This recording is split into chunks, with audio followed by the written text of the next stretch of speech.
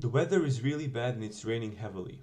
Our protagonist works in a bookstore and is thinking to himself that he might not get any customers today because of the weather. But what if somebody forgot an umbrella? They might have to find a place to stay while the rain goes away, our protagonist thinks.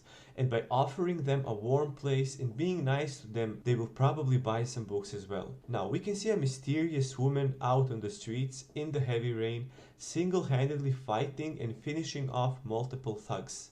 Even though she managed to beat all of them, she still got injured and is thinking she needs a place to hide while her self-healing takes care of her wounds. She then stumbles upon the bookstore of our protagonist. Because this was the only bookstore working at this bad weather, she wasn't sure if it is a trap for her or maybe destiny, that she can go in and hide while waiting to heal. After entering the bookstore, our protagonist welcomes her kindly, complimenting her looks and bravery because she was walking out in this awful weather. He's plotting in his mind what kind of books she might need and what approach does he need to have to sell her a lot of books. He also offered her a towel and turned on the heating, which was all suspicious to her because usually bookstores aren't as equipped as this one is. She starts to think if he belongs to some enemy faction because he definitely didn't have regular book clerk vibes. He starts talking about books, which confuses her a little bit, since she couldn't figure out whether he is actually friendly or an enemy in disguise. She can read his body language and she realizes he is using psychological tricks on her, but she still doesn't understand why exactly. He offers her a seat and a hot beverage, and she tells him she was a victim of a betrayal. Now, two of them are having different thoughts. She's still trying to figure out if he is the enemy, and he's trying to understand her situation so he can sell her books. After she mentioned she was betrayed, he wanted to encourage her by saying that maybe she should take some positive from it and learn how to understand people better. She said he's right, but that she already lost so much and can only see the ugly side of the humanity now. So he gives her another advice again, saying that in the future she shouldn't feel remorse for people who harmed her already, even if they were a really close person to her before. This makes her even more suspicious of him, but she goes along with him, asking what else should she do, and he tells her to exact vengeance. She shouldn't be soft on people who hurt her. In his mind, he's still thinking about the strategies of what to say to her to prepare for buying books from him. But she got surprised by this answer, saying that she isn't mentally prepared to do evil things like that yet. And all of a sudden he tells her, maybe you need to buy this book to learn more. She gets even more surprised again and even confused now, because she doesn't understand why is he recommending her a book all of a sudden, whilst he's just trying to sell her book because that's good for his business. She agrees to buy the book and he gives her a library card to fill out, and after seeing her name, he realizes she is the only daughter of a rich tycoon and sees another great business opportunity to sell her even more books in the future. As she was leaving, he gave her an umbrella and she told him that maybe they could get to know each other a little bit more. Then he realized that his business strategy might have been perceived as flirting by her, but it's better to go with the flow, so he tells her his name, Lin Ji. As they're saying goodbyes, she is still suspicious of him, while he is just happy that he managed to sell a book today and do good business. As she is walking in the rainy street, she is thinking that maybe he gave her an order to finish off the traitor and afterwards come back to him to return the umbrella, but to actually come back after doing this deed. But all of a sudden, a mysterious figure of a man pops up behind her. But before we get to learn more about him, we learn more about our protagonist, Lin Ji's past. While he was sorting books, he found an old book written by himself, which woke up some memories in him of his past.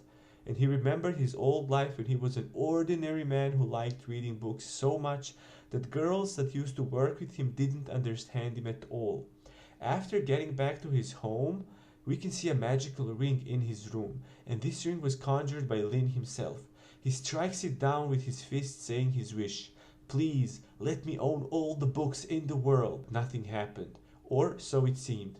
He didn't realize, but behind him a demon appeared, who created a portal door to another dimension. And Lin immediately knew if he goes through the door, he will own every book in the world, but will not be able to go back to Earth ever again. Without any hesitation, he went through the door and was living as a book clerk for the last 3 years ever since then, on a different world. But he didn't mind at all. He actually liked it very much because he could read an endless supply of books and even help his customers with their life situations by giving them proper books. He remembered the lady that just bought a book from him and realized besides her, he didn't have customers in a long time. Now we go back to her and the mystery man on the street. She was walking right past him but realized that something was off since she couldn't move her hand at all. At that moment the mysterious man turned around and said, "Oh, I see. It's that book." The blood in her veins froze as she realized something about that man. The rain was still falling heavily. And now we go back to Lin Ji sitting in his library with a new visitor, who was the mysterious man from a moment ago. But our protagonist already knew this man. His name was Old Wild and he was there to return a book he previously borrowed.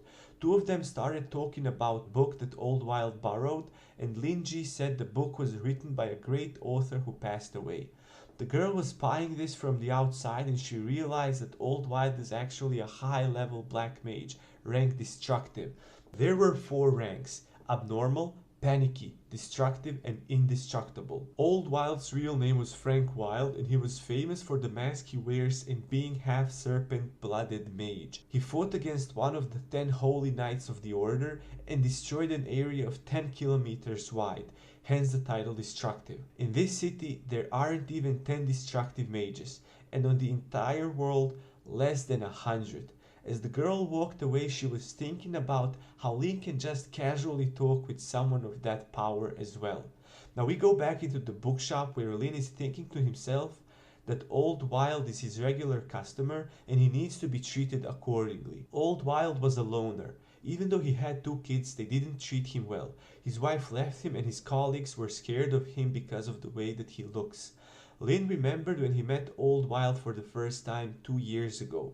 When Old Wild first entered the shop, he intrigued our protagonist both with his looks and his demeanor, and he was also carrying a mysterious book of high value with him.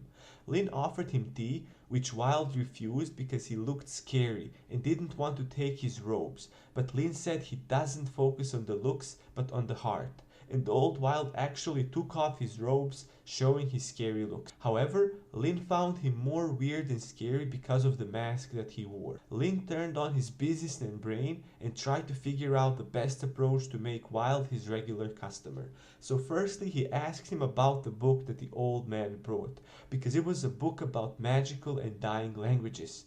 Wild was surprised because Lin could feel the magic from the book, which even other destructive mutants couldn't feel. So as our girl from the beginning of the story, Old Wild got suspicious of Lin and decided to proceed with caution. They started talking about the book and Wild pretended as if he doesn't know much about it, but said he is studying those languages.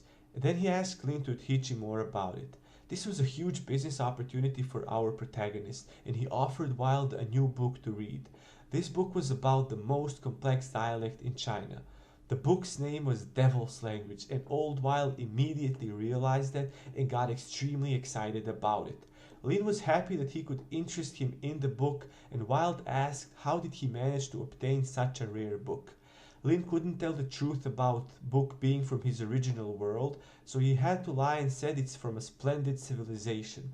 Lin got a bit sad that he can't go back to Earth again. However, Wild noticed nostalgia in Lin's voice when he was describing this ancient and splendid civilization, and Wild thought that if Lin is from this civilization, he's probably a terrifying individual.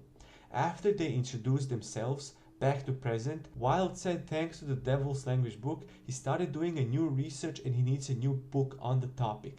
Lin was completely oblivious to Wild's intentions, but his business instinct kicked in again and he wanted to offer him a new book to read.